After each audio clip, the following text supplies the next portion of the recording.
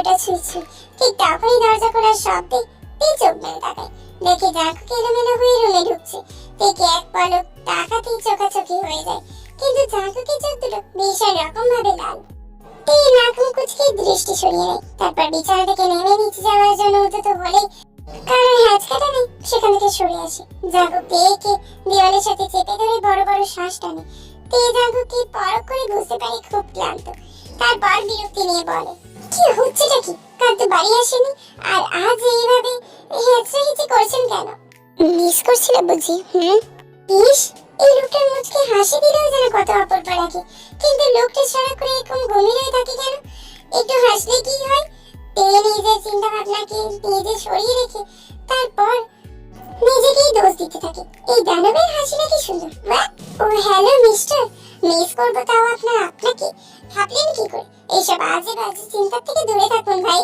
What? কে তোমার ভাই? আর তুমি আমাকে মিস করবে? আর আরেকটা কথা, তোমার ফ্রেন্ডের জন্য যদি আমার সুগার কিছু হয় তাহলে আমি তাকে ছেড়ে দেব না। মানে কোন ফ্রেন্ড? জিমিন। আজ সুগা ওকে বিয়ের প্রস্তাব দিয়েছিল, কিন্তু ও রিজেক্ট করে দিয়েছে।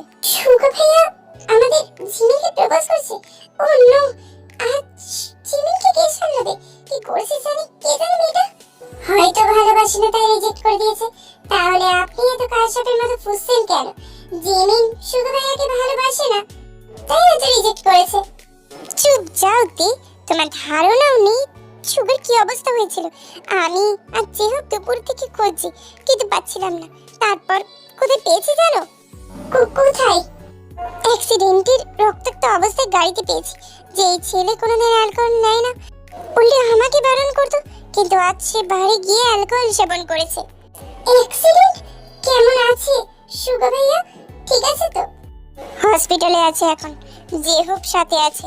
আর তোমার বান্ধবীকে বলে দিও সুগা যদি কিছু হয় আমি কাউকে ছেড়ে দেব না।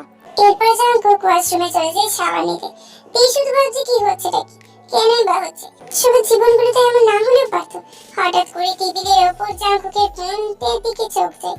যে করেই হোক আম্মুর সাথে কথা বলে জিমিনের ব্যাপারে জানতে হবে।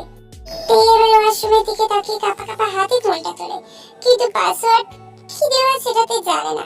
বিরক্ত হয়ে তে ফোন রেখে দিতে যাবে, ঠিক তখনই তের মাথায় আসে অনুভবে সেহেজাদি নামটা। সেটা দিতে পাসওয়ার্ড খুলে যায়। তারপর ডায়াল করে মিসেস ইয়ঞ্জুনের নাম্বারে। কিছুক্ষণ রিং হতেই অপর পাশ থেকে জিসুর কণ্ঠ ভেসে ওঠে। হ্যালো, কে বলছেন? জিসু, আমি তে। আপু, কেমন আছো তুমি? মা বাবা খুব চিন্তা করছে তোমায় নিয়ে। কোনো সমস্যা হচ্ছে না তো তোমার? কবে বাসায় আসবে তুমি? আমি ঠিক আছি, ইনশাআল্লাহ বাসাতেও খুব তাড়াতাড়ি যাব। কিন্তু আগে বল, জিমিন কেমন আছে? কি হয়েছে আপু, তোমার কণ্ঠে এমন শুনেছি কেন? জিমিন আপুকেও দেখলাম কেমন অন্যমনস্ক, দুপুর থেকে দরজা লাগিয়ে বসে আছে। তারপর আম্মু জোর করে খাইয়ে দিয়েছে, এখন ঘুমাচ্ছে। যাক, আপু আম্মু কেমন আছে রে? তোর খুব একটা ভালো নেই আপু। আব্বু আগের মতো আমার সাথে দুষ্টুমি করে না, খাওয়া দাওয়া করে না ঠিক মতো। তুমি ছাড়া পরিবারটা একদম শান্ত হয়ে গিয়েছে। ঠিক আছে, আমি একদম ঠিক আছি। বাবা মাকে বলবি একদম চিন্তা না করতে। আর তুই তো সবসময় বলবি তুই আমার থেকে অনেক ভালো দায়িত্ব পালন করবি। তাহলে আজ আমার বড় বোন হয়ে দেখাতো। আজ দেখি বাবা মায়ের সব খেয়াল তুই রাখবি। কি পারবি না? ওইগুলো তুমি মজা করে বলতাম, তুমি নিজেকেই তো আমায় দেখতে। ঠিক কথা বলে না, যে কোনো সময় জাঙ্কুক চলে আসতে পারে। ঠিক আছে, আমি রাখছি, পরে কথা হবে। সবাই খেয়াল রাখিস। আল্লাহ হাফেজ। জিসুকে কিছু বলতে না দিয়ে তে ফোন কেটে দেয়। তারপর পেছন ফিরে কারো বলিষ্ঠ বুকে ধাক্কা খেয়ে চেঁচিয়ে ওঠে। জাঙ্কুক কপাল কুঁচকে তের দিকে তাকায়। জাঙ্কুককে দেখে তে সে একটা শুষ্ক ঢোক গেলে। আল্লাহ, এই সাইকোটা কখন আসলো? তারপর নিজের ওষ্ঠজোড়া ভিজিয়ে বলে, আপনি? আমি। কোনো সমস্যা? কি যেটা বলছেন? সমস্যা হবে কেন? আমার ফোন তোমার হাতে কি করছে? অনেকদিন ধরে নিজের প্রিয় ফোনটাকে দেখি না তো, তাই আপনার ফোনটাকে হাতে নিয়ে তৃপ্তি মেটাচ্ছিলাম, তাই আর কি। এই বলেই জাঙ্কুককে পাশ কাটিয়ে চলে যায়। জাঙ্কুক ফোনের দিকে তাকিয়ে রাগান্বিত কণ্ঠে বিড়বিড় করে বলে, ভালোই মিথ্যে বলতে শিখে গেছো আমার অনুভবের সেহেজাদি। জিয়ান জাঙ্কুকের চোখে চোখ রেখে মিথ্যে বলা? আজকাল দেখি আমাকে খেয়াল রাখা শুরু করেছো, পাসওয়ার্ড জেনে গেলে, বাহ। এরপর জাঙ্কুক একটা বাঁকা হাসি দেয়। রাতের অন্ধকারকে দূরে ঠেলে আলোর সন্ধান মেলে। জাঙ্কুক জগিং করে এসে শাওয়ার নেওয়ার জন্য ওয়াশরুমে ঢুকতে যায়, কিন্তু ওয়াশরুমের দরজা ভিতর থেকে বন্ধ করা। তারপর দরজার বাইরে থেকে ঠান্ডা গলায় বলে, তে বেবি, শাওয়ার নেওয়া হলে তাড়াতাড়ি বের হও, আমার অফিসে দেরি হয়ে যাচ্ছে। তে বের হতে নেবে এমন সময় তার মাথায় একটা দুষ্ট বুদ্ধি আসে। ওর জন্য আজ তার বাবা মায়ের এই অবস্থা। আজ আমিও দেখি কিভাবে শাওয়ার নেয়। তারপর গলা ছেড়ে বলে, সরি, আমার শাওয়ার নেওয়া এখনো শেষ হয়নি, আপনি এখন আসতে পারেন। হ্যাঁ ঠিক আছে, তাড়াতাড়ি শেষ করো। তারপর কিছু একটা ভেবে জাঙ্কুকের কপাল কুঁচকে আসে। ওয়েট ওয়েট, তুমি শাওয়ার নিচ্ছ তাহলে আমার ট্রায়াল রুম থেকে তোমার কণ্ঠ আসছে কেন? ওখানে কি করছো তুমি? এই রে, সাইকোটা আবার বুঝে পেলো নাকি? পর্যবেক্ষণ করছিলাম, ভাবছিলাম এইখানে আজ থেকে সংসার শুরু করব। এইটা ওয়াশরুম নাকি অলিম্পিকের মাঠ? আমি শাওয়ার নেওয়ার পরে তুমি সারাদিন বসে থাকো ওয়াশরুমে, কিন্তু এখন বের হও, অফিসে দেরি হয়ে যাচ্ছে তো। সরি মিস্টার জাঙ্কুক, আমি এখন বের হতে পারবো না। আপনি ওয়াশরুমে যেতে পারেন, আপনার এত বড় রাজপ্রাসাদে আরেকটা ওয়াশরুম থাকবে তাই না? আরো আছে নিশ্চয়ই, ওইখানে যান। জাঙ্কুকে তোর আগে মাথা ছিঁড়ে যাচ্ছে, সামনে পেলে থাপিয়ে গাল লাল করে ফেলতো বেয়াদব মেয়ের। তের বাচ্চা তে, তোকে আমি বের হতে বলেছি, ঘাত তেরামি করলে জান খেয়ে ফেলবো। খুলবো না, কি করবি তুই? তোর সাহস তো কম না, তুই আমাকে তুই সম্বোধন করছিস? তুমি বলতে পারো, আমিও বলতে পারবো। কেন বলতে পারি না নাকি? আর দরজা খুলে বলতে পারি, আপনি আমাকে ভয় দেখান। আপনি জানেন আমি কারবো? আহা, কারবো তুমি? আমি তো জানতাম না। আমি শয়তান, অ্যানাকোন্ডা, বাদর, মহিষ, লুইচ্ছা, বিশ্বাসঘাতক ভণ্ড মিস্টার জিয়ান জাঙ্কুকের ওরফে ভণ্ডা জিয়ান জাঙ্কুকের বউ। তাই আমাকে ভয় দেখাবেন না, আমার স্বামী মহিষের মতো শক্তি রাখে। জাঙ্কুক তো এখনো তক্তা খেয়ে দাঁড়িয়ে আছে। কি বললো এসব? সুনাম করলো নাকি দুর্নাম? এই মেয়ে তো আমাকে পাগল বানিয়ে ছাড়বে। অনেকক্ষণ পর্যন্ত জাঙ্কুকের কোনো সাড়া শব্দ না পেয়ে ভেবেছি জাঙ্কুক হয়তো চলে গিয়েছে। এরপর আস্তে আস্তে দরজা খুলে উকি দেয়। উকি দিতেই কারোর বলিষ্ঠ হাতের হ্যাঁচকা টানে শক্তপোক্ত বক্ষে গিয়ে ধাক্কা খায়। হাতের মালিকের দিকে দৃষ্টি দিতেই চোখ বড় বড় করে তাকাইতে জাঙ্কুক একটা বাঁকা হাসি দিয়ে এর মুখের উপরে আলতো ফু দিয়ে তারপর বলে, তো কি যেন বলছিলে, আবার বলো তো। তিনি নিজের শুষ্ক ঠোঁটজোড়া ভিজিয়ে আমতা আমতা করে বলে, আমি তো কিছুই বলিনি। আমি কি বলবো? এখনো ঝগড়া করছো না কেন? তোমার স্বামী জানো কি? আমার স্বামীকে আমি কি করে বলবো? আমি জানি না। বলবে না তাই তো, ঠিক আছে বলো না। এরপর জাঙ্কুক তেকে পাজা কোলা করে নিয়ে ওয়াশরুমে ঢুকে যায়। তে জাঙ্কুকের দিকে চোখ বড় বড় করে তাকায়। তাড়াতাড়ি করে নিজের ঠোঁটগুলো দুটো হাত দিয়ে ঢেকে ফেলে। জাঙ্কুক তের অবস্থা দেখে ঠোঁট চেপে নিজের হাসি আটকে রেখেছে। এরপর শাওয়ারের নিচে দাঁড় করা তেতে ছটফট করতে শুরু করে। ঠোঁট উল্টে বলে, আমি মাত্র সামনে বেরোচ্ছি, প্লিজ আমাকে ভিজিয়ে দেবেন না? ভেজাবো না, যদি বলে তোমার স্বামীকে। আপনার অফিসে তো দেরি হয়ে যাচ্ছে তাই না? আপনি শাওয়ার নিন, আমি খাবার নিয়ে আসছি। তুমি তো চাইছিলে আমার অফিসে যেতে দেরি হয়, তোমার সাথে সারাদিন রোম্যান্স করি। নাউজুবিল্লাহ, আমি এসব কেন চাইতে যাব? সেটা তুমি জানো। এখন বলো তোমার স্বামীকে, যদি না বলো, believe me to do the shower again. কি কপাল আমার, নাকি জব্দ করার প্ল্যান করতে গিয়ে দেখি আমি সেই প্ল্যানের ফাঁদে পড়ে যাই। ঠিক আছে, বলবে না তো, তাহলে পুনরায় শাওয়ার নেওয়ার জন্য প্রস্তুতি হয়ে নাও। ভেবেছিলাম অনুমতি নিয়ে সব করব, কিন্তু এখন দেখি বউ তো একটা ঘাড় তেরা। আপনি আপনি আমার স্বামী? হয়নি, স্বামীর সাথে আপনি শব্দটা ঠিক মানাচ্ছে না, তুমি করে বলো। আপনি আমার যে বউ, আপনাকে কিভাবে তুমি সমাধান করব? হ্যাঁ, একটু আগেই বউ যে তুই করে সমাধান করছিল, তার মুখে এইসব আবার মানায় না। তাড়াতাড়ি বলো। তুমি তুমি আমার স্বামী, মন শান্তি হয়েছে, এবার ছাড়ুন। এবার ঠিক আছে। এরপর তুই বুঝে ওঠার আগে জাঙ্কুক তের ঠোঁটে একটা গাঢ় চুম্বন দেয়। তে নিজের ঠোঁটে হাত দিয়ে জাঙ্কুকের দিকে বড় বড় করে তাকায়। জাঙ্কুক ডোন্ট কেয়ার ভাব নিয়ে বলে, আমি এখন শাওয়ার নেব। যদি এখানে কেউ দাঁড়িয়ে থাকে তাহলে আমি মাথা ঠিক রাখতে পারবো না, পরে কিন্তু আমায় দোষ দেওয়া যাবে না। আই এম আ জেন্টল বয়। তীর আগে ফুসফুস করতে করতে ওয়াশরুম থেকে বের হয়ে যায়। বিড়বিড় করে বল, জেন্টল ছাই, অসভ্য ইচ্ছা একটা। দুপুরে খাওয়া দাওয়া করে দিয়ে তার দাদুমারির সাথে আড্ডা দিচ্ছিল। আয়ু স্কুলে গিয়েছে।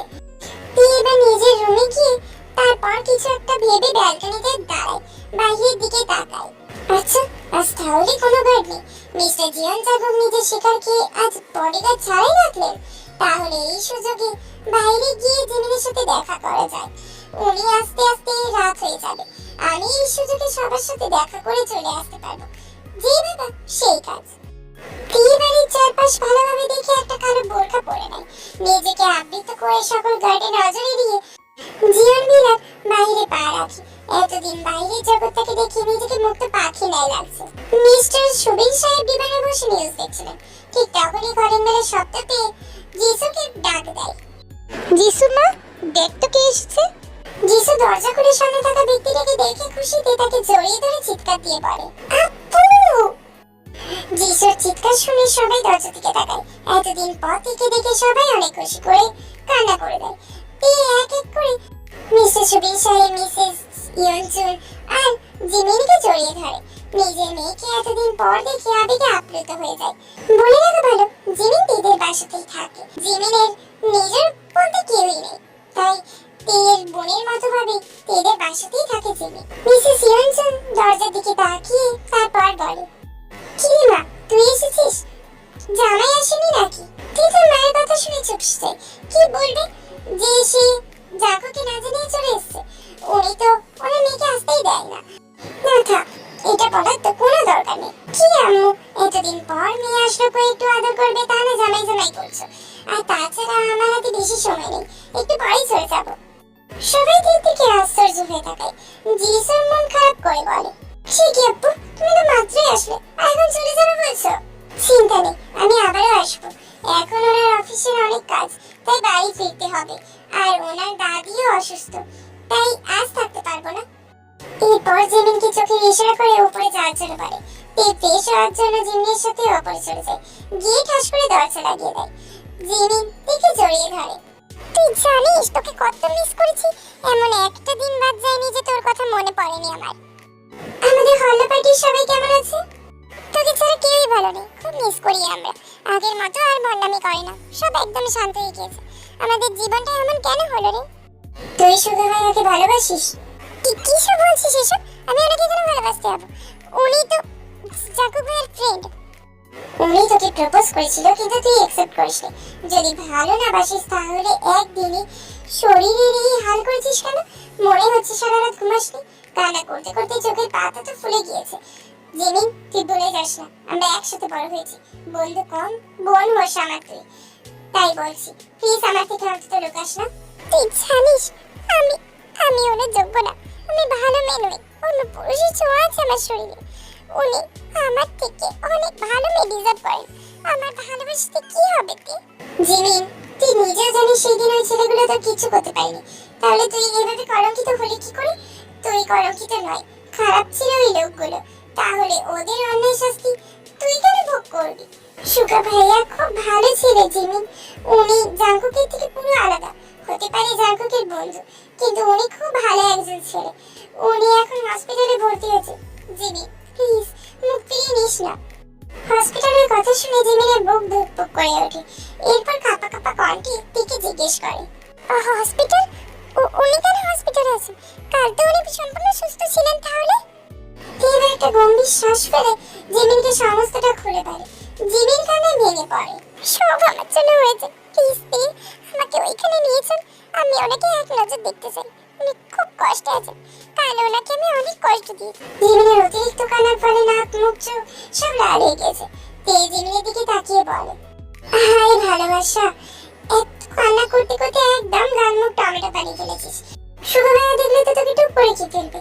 যা ফ্রেশ হয়ে, তারপর আব্বু আমাকে কিছু একটা বলে বের হচ্ছে। জিমিনদের কথা লজ্জায় পড়ে যায়। তারপর তাড়াতাড়ি ওয়াশরুমে গিয়ে ফ্রেশ হয়ে যায়। এদিকে তেও হাসতে হাসতে বিছানায় গড়াগড়ি খাচ্ছে। হঠাৎ করে হাসি থামিয়ে নিজের জীবনে একটা তাসশিলার মতো হাসি দেয়। কতদিন পর এইভাবে হাসছে। জাঙ্কুকে সত্যি জানার পর তো সে হাসতেই ভুলে গিয়েছে। হসপিটালের করিডোরে দাঁড়িয়ে আছে জিমিন হাঁটতে।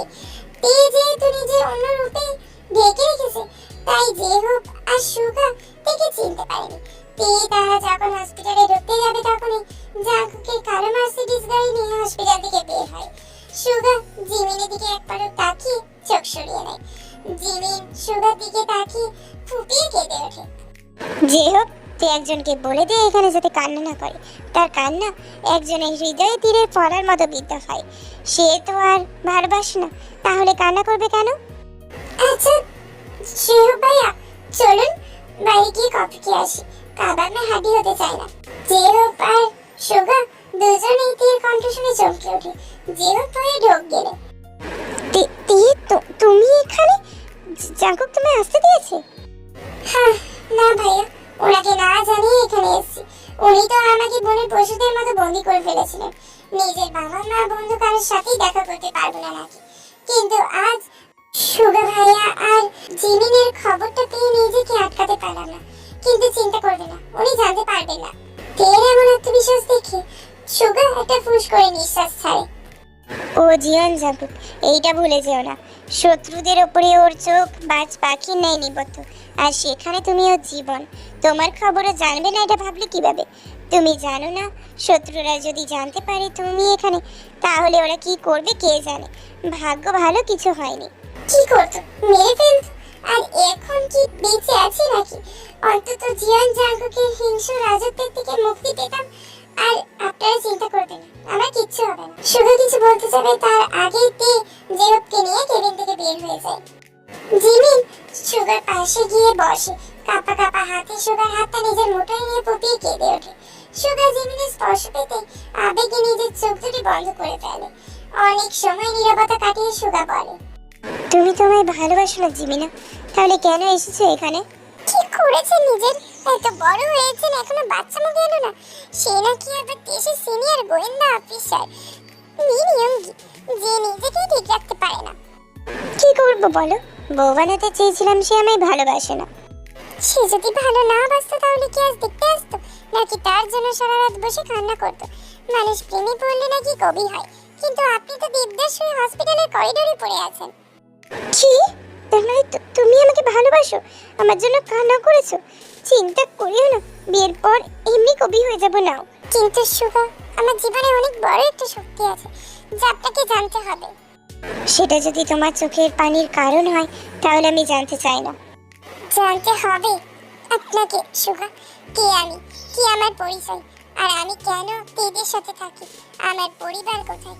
কারণ সম্পর্কে সৃষ্টির আগের থেকে সবকিছু জেনে নেওয়া ভালো। ঠিক আছে, তুমি যদি বলতে চাও তাহলে বলো।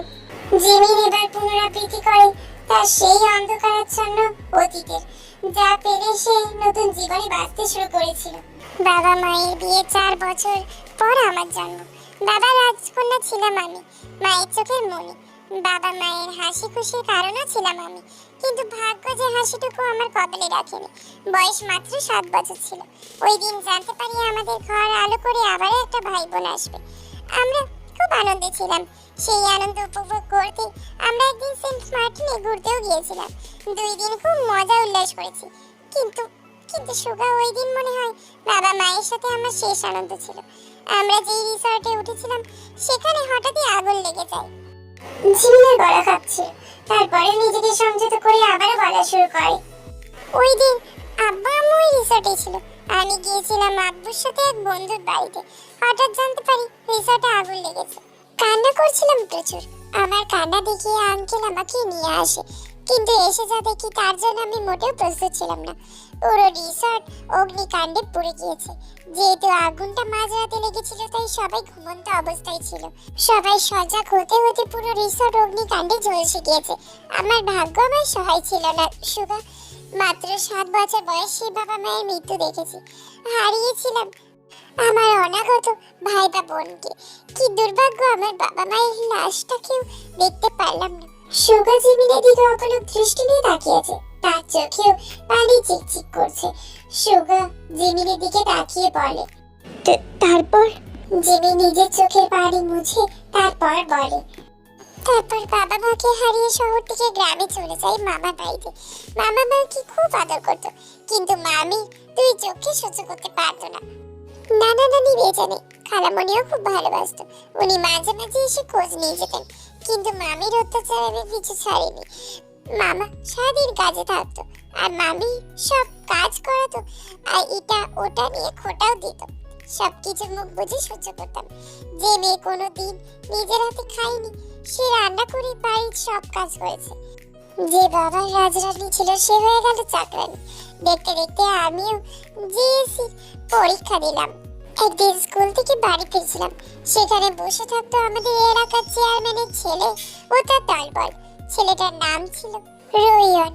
ওর নোংরা চোখে আমি পড়ে যাই। আমি স্কুল থেকে আসার সময় প্রতিদিন আমাকে বিরক্ত করতো। একদিন তারপর বাবা আর মাকে নিয়ে যাই মামার কাছে বিয়ের প্রস্তাব নিয়ে। মামা রাজি না হলেও মামি ফুসলিয়ে রাজি করিয়ে নেয়। তারপর তার সাথে আমার বিয়ের কথা চলছিল। আমি শুনে যেন আকাশ থেকে পড়েছি। ও টাকার গরমে কত মেয়ের জীবন নষ্ট করেছে তার কোনো হিসেব নেই। আর আমার বয়স মাত্র 15 বছর ছিল। সম্পর্কে জটিলতার সম্পর্কে কোনো ধারণা ছিল না আমার। আমি মামা মামির পায়ে পড়ে যাই এই বিয়েটা যাতে আমার না দেয়। পরে মামা আমার কান্না দেখে বিয়েতে না করে দেয়। মামাও জানতো ছেলেটার চরিত্র ঠিক নেই। বিয়েতে না করায় রোহিয়নের পুরুষত্বে আঘাত লাগে, তাই আমাকে হেনস্থা করার ছক কষতে থাকে। আমি একদিন স্কুল থেকে আসছিলাম, মাত্র 9-এ উঠেছি। সময়টা ছিল শীতকাল, কুয়াশায় ঘেরা। সকালে হাঁটার সময় জঙ্গলের দিকে নজর যায়, কিছু একটা নড়ছে। যেহেতু শীতকাল ছিল তাই এত সকালে চারপাশে মানুষজন ছিল না। আমি ধীরে ধীরে জঙ্গলের দিকে উঁকি দিই, কিন্তু যা দেখি তার জন্য মোটেও প্রস্তুত ছিলাম না। ভয় শীতকালে থাকা সত্ত্বেও সারা শরীরে ঘাম চলে আসে।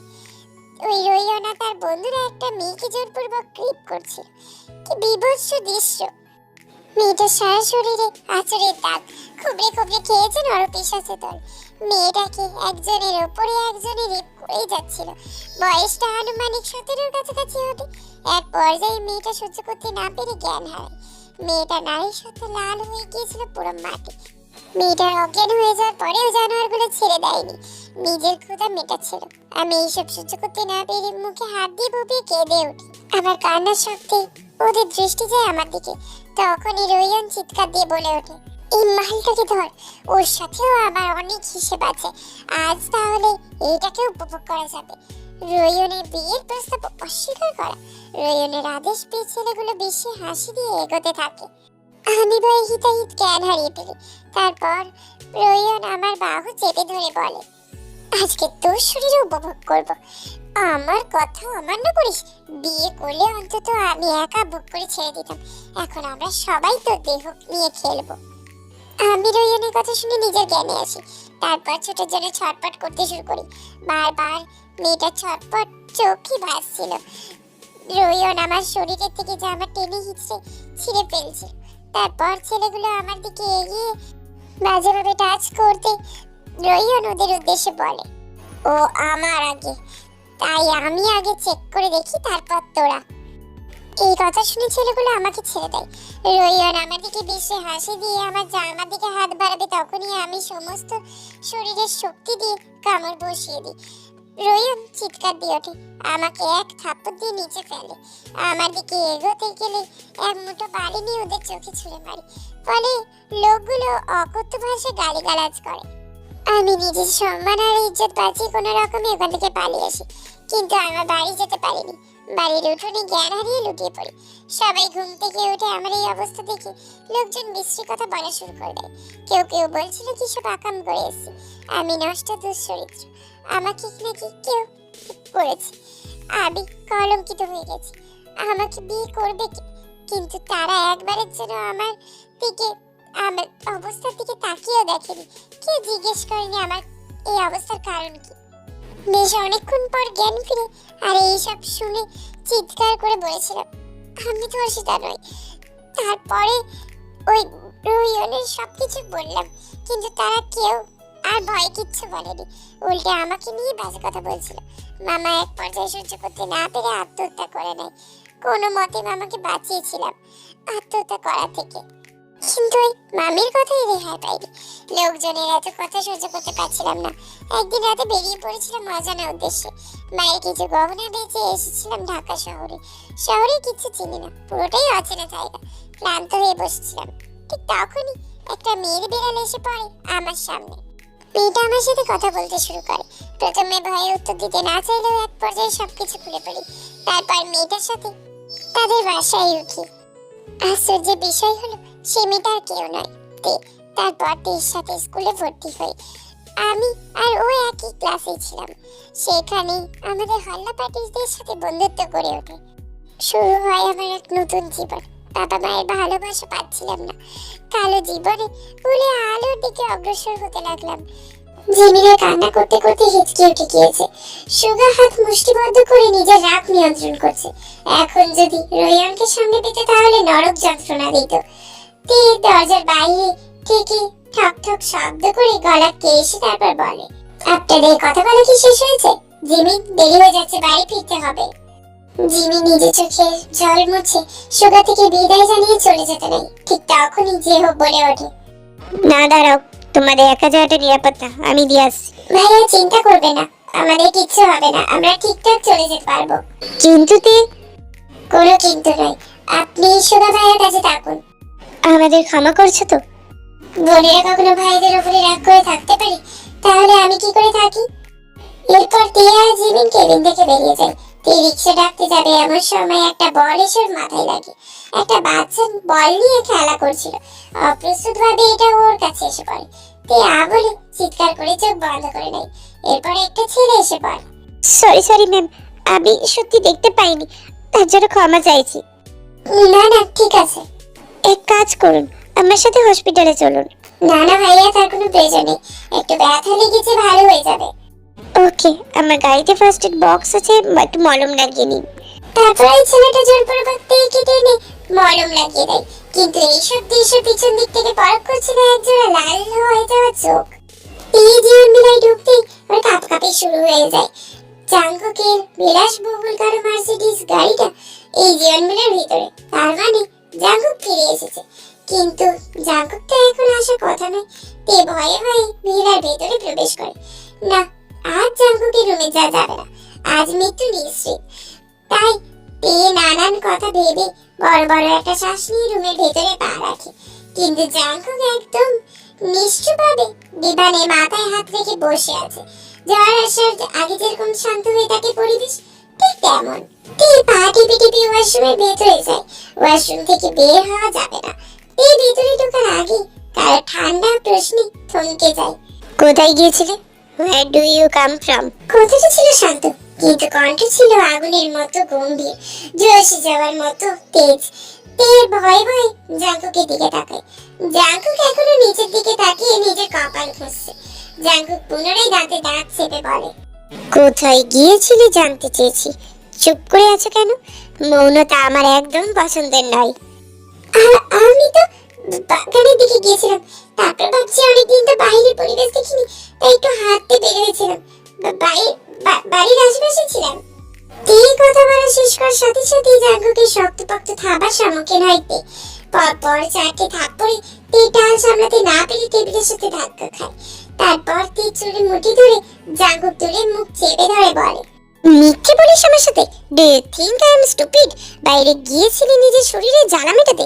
ছেলেটা কে ছিল? কতদিন ধরে চলছে তোদের সম্পর্ক? কোন ছেলে? কার কথা বলছেন আপনি? লজ্জা করে না এইভাবে মিথ্যে বলতে? ছি, কি এক জীবন! শেষে কিনা আমার কপালে এরকম হচ্ছে। এমন একটা মেয়েকে বউ বানালো যে কিনা অন্যজনের প্রতি আসক্ত। ঘৃণা হচ্ছে নিজের প্রতি। সামান্য একটা মেয়েকে নিজের করে রাখতে পারলাম না। ছলনাময়ী নারী লজ্জা করে না স্বামী থাকতে অন্য পুরুষের সাথে তামাশা করতে? আল্লাহ দোয়াই লাগে চুপ করুন, এমন কথা বলবেন না। কারণে অপরিবর্তিত আফসোস করতে না হয় আপনাকে।